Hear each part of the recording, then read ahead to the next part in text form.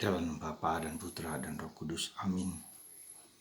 Allah Bapa di surga, kami bersyukur kepadamu bahwa Engkau menyatakan kepada kami lewat firman-Mu, lewat sabda yang menjadi manusia, firman yang menjadi manusia, Yesus Kristus.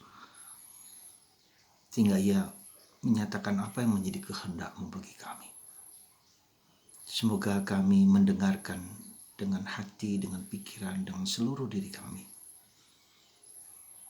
Sehingga kami menyelami apa yang menjadi kehendak Bapa. Seperti Engkau mendengarkan, Putramu mendengarkan kehendak-Mu. Bantu kami ya Bapa, supaya mata batin kami, mata hati kami, telinga kami mendengar dengan sebaik mungkin. Terpujilah Engkau kini dan sepanjang segala masa. Amin. Para saudaraku terkasih dalam Kristus, Injil hari ini sangat pendek, tetapi justru menjadi kunci bagaimana kita sehati sepikir dengan Allah, yaitu dengan sikap mendengarkan. Dan ternyata mendengarkan adalah kunci dari iman, kunci dari penghayatan kita akan Kristus, kunci dalam menjalankan kehendak Allah. Yesus hari ini dipuji oleh orang yang mengatakan, berbahagialah wanita yang mengandung engkau dan menyusui engkau. Jadi ada ketika Yesus sedang naik daun, sedang dipuji di mana-mana dengan sabda dan karyanya yang begitu agung, mereka memuji seorang wanita, seorang ibu yang mengandung. Dan itu wajar. Kesuksesan seorang anak adalah karena orang tuanya, karena ibu dan bapaknya. Tetapi Yesus memberikan warna lain, motivasi lain, bukan hanya secara fisik dikandung ibu lahiriah, tapi lebih-lebih terutama adalah mereka yang mendengarkan sabda Allah, mendengarkan sabda Allah dan melaksanakannya. Itulah orang yang berbahagia. Tidak berarti Yesus mau menyingkirkan ibunya, mau mendiskreditkan ibunya, akan peranan penting ibunya, tetapi justru Yesus mau mengatakan ibuku inilah orang yang pertama-tama mendengarkan sabda dan melaksanakannya. Jadi Yesus tidak mengejek, menghina ibunya, tetapi justru memberi warna lain, bukan hanya keluarga kandung, bukan hanya orang yang sehati sepikir serumah, ya, karena darah, hubungan darah, tidak. Tapi tergantung kepada orang yang mendengarkan sabda dan melaksanakannya.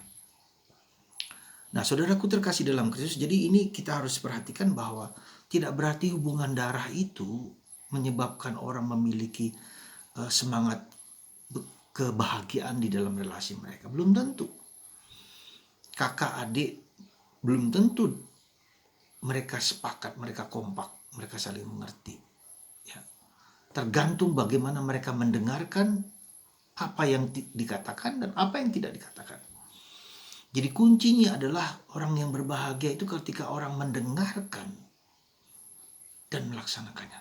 Nah, kata mendengarkan itu sangat sentral di dalam sabda Yesus. Berkali-kali Yesus mengatakan, aku berkata kepadamu sesungguhnya ketika kamu mempunyai telinga, gunakanlah telinga itu untuk mendengarkan. Injil Markus dengan jelas berkali-kali mengulang itu. Karena ketika orang tidak mampu mendengarkan dan gagal mendengarkan, maka itu juga akan gagal apa yang ada di dalam batinnya, dalam pikirannya. Ketika dia mendengarkan dengan mungkin benar, tapi dengan persepsi yang berbeda, itu akan menimbulkan juga pengetahuan dan pengenalan dan pemahaman yang berbeda-beda. Nah, saudaraku terkasih, kita tahu bahwa mendengarkan itu bukan hanya mendengar, tapi mendengarkan itu adalah kuncinya. Bunda Maria mendengarkan, Santo Yosef mendengarkan malaikat yang berbicara dalam hati mereka untuk melakukan kehendak Allah. Ya. Dan karena mereka memiliki hati yang murni, hati yang tulus, maka mereka menjalankan apa yang mereka dengarkan itu. Meskipun dalam proses waktu membutuhkan suatu perjuangan, pergulatan, dan seterusnya. Jadi kata mendengarkan, sekali lagi saudaraku terkasih, itu adalah kata kunci, dan tetapi itu adalah sangat sulit sekali. Kita mendengarkan tidak hanya lewat telinga, kita mendengarkan mungkin dengan mata kita, mendengarkan dengan mulut kita, mendengarkan dengan terutama dengan hati kita. Ya. Bagaimana orang sampai kepada yang disebut deep and compassionate listening. Mendengarkan dengan dalam dan mendengarkan dengan penuh belas kasih. Kesulitan kita dalam mendengarkan adalah ketika kita mendengarkan dan kita punya persepsi masing-masing. Kita tidak mendengarkan apa adanya yang dikatakan orang lain atau yang tidak dikatakan oleh orang lain. Jadi perhatikan yang dikatakan dan yang tidak dikatakan. Dan seringkali yang tidak dikatakan ini jauh lebih penting daripada yang dikatakan. Orang mengatakan sesuatu tetapi yang tidak dikatakan apa yang ada di balik yang tidak dikatakan itu. Dan itu yang seringkali tidak kita mudah dengarkan. Kemudian kesulitan kita karena kita punya persepsi, punya prasangka, praduga yang seringkali ketika orang bicara kita punya persepsi negatif, positif, segala macam. Dan ini yang seringkali prasangka inilah yang membuat kita kemudian tidak bisa berkomunikasi, berdialog, dan berdekatan dengan orang tersebut. Karena kita tidak mampu masuk dalam hati orang itu. Mendengarkan itu berarti masuk ke dalam hati orang yang berbicara kepada kita. Dan itu merupakan sesuatu yang tidak mudah. Ya, sekali lagi itu, jadi mendengarkan itu berarti kita harus mati terhadap pikiran, perasaan, prasangka kita dulu. Kita masuk dalam apa adanya dalam diri orang tersebut. Dan yang kedua, mendengarkan bukan hanya mendengarkan apa yang di luar kita, tapi dalam batin kita. Ketika kita tahu kita mendengarkan apa saja dalam diri kita, positif, negatif. Dan seringkali yang negatif itulah yang seringkali kita takut, kita ingin buang, dan kita tidak suka mendengarkan apa yang negatif dalam diri kita. Nah, maka deep and compassionate listening, mendengarkan apa adanya, bukan apa yang kupikirkan, bukan apa yang ku prasangkakan, tapi apa adanya. Apakah itu positif atau negatif? Saya tidak marah, saya tidak kecewa ketika saya mendengarkan diriku dengan informasi yang kuterima dari orang lain tentang diriku sendiri. Ya. Nah, itu saudaraku terkasih dalam Kristus. Jadi coba perhatikan, sekali lagi saya mengajak Anda, coba Anda perhatikan cara kita mendengarkan. Ya. Perhatikan cara kita mendengarkan dalam hidup kita itu. Dan ketika kita belajar masuk kepada deep and compassionate listening, kita akan mendengar begitu banyak hal, termasuk yang negatif. Dan kita terima, kita syukuri. Ketika kita mendengarkan yang negatif itu, kita syukuri bahwa ada informasi seperti ini. Dan kita persembahkan. Dan karena kita seringkali tidak mau mendengarkan, kita buang, kita marah, kita kecewa. Tidak, tapi mendengarkan lalu kita persembahkan kepada Tuhan. Sekali kita persembahkan, setelah mendengarkan dengan baik, kita olah di situ, lalu kita persembahkan kepada Tuhan. Lihat contoh Maria. Maria menyimpan segala perkara itu dalam hatinya. Dia mendengarkan segala perkara itu dalam hatinya dan merenungkannya. Menyimpan dan merenungkannya. Dan itulah ketika orang mendengarkan, menyimpannya, merenungkannya, lalu dipersembahkan kepada Tuhan. Dan kata-kata itu adalah kata-kata ketika para malaikat datang, kemudian ketika para gembala datang, menyatakan siapa Yesus dan segala macam.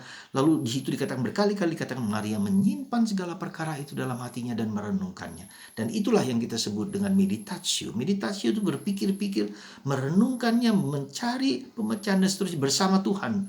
Berdialog dengan Tuhan dengan problem yang kita hadapi. Lalu kontemplasio adalah let it be, terjadilah padaku menurut perkataanmu. Jadi ketika kita mencoba merenungkannya, memikirkannya, mengolahnya, dengan berbicara dengan Tuhan, berdialog dengan Tuhan, apa adanya, lalu kita kemudian kontemplasio, mempersembahkannya kepada Tuhan. Let it be.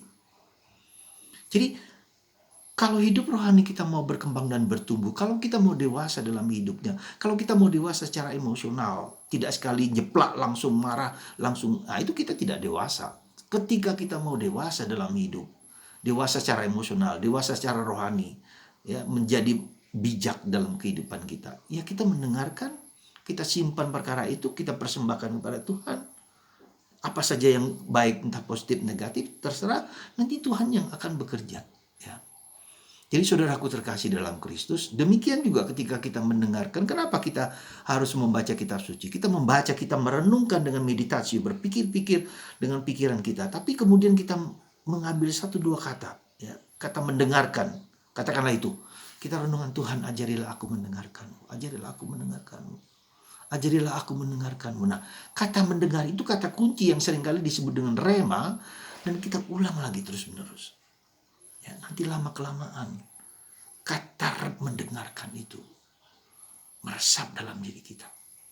Jadi meditatio, kontemplatio, berpikir-pikir, merenungkannya, persembahkan kepada Tuhan, dan Tuhan akan melimpahkan karunia nilai-nilai karakter itu dalam diri kita. Semoga lewat perantaraan Bunda Maria yang mendengarkan sabda dan merenungkannya dan menyimpannya, menjadi sikap batin kita ketika kita mau berkembang, bertumbuh, dewasa dalam hidup. Semoga Bunda Maria membimbing Anda semua untuk bersikap meditatif dan kontemplatif dalam hidup. Persembahkan kepada Tuhan. Setelah kita merenungkan, nah kesulitan kita itu adalah apa? Kita malas, kita tidak mau mendengarkan, kita capek mendengarkan. Karena apa? Karena kita kurang mempersembahkan kepada Tuhan, kepada hati kudus Yesus. Gitu loh. Karena tersimpan dalam diri kita semua, terpendam diri sehingga kita marah ketika manggil, kita kecewa dan seterusnya. Persembahkan kepada Tuhan dalam kontemplasi, dalam keheningan, dalam kesunyian. Ketika kita berdoa rosario pada bulan Oktober ini, ya. Ketika kita diam, ketika kita hening, ketika kita mempersembahkan segala sesuatu, persembahkan aja kepada Tuhan. Tahu Tuhan jauh lebih mengerti keadaan kita. Bahkan ketika kita tidak minta apapun, Tuhan tahu dan mengerti. Semoga Anda dan saya memiliki sikap meditasi, merenung-renung, dan mempersembahkan kepada Tuhan. Pasti hidup kita akan lebih dewasa secara emosional, secara spiritual. Tuhan memberkati Anda semua. Membuang segala prasangka praduga apapun juga dalam batin kita, dan mendengarkan apa adanya yang menjadi kehendak Tuhan. Tuhan berkati dalam Bapa dan Putra dan Roh Kudus. Amin.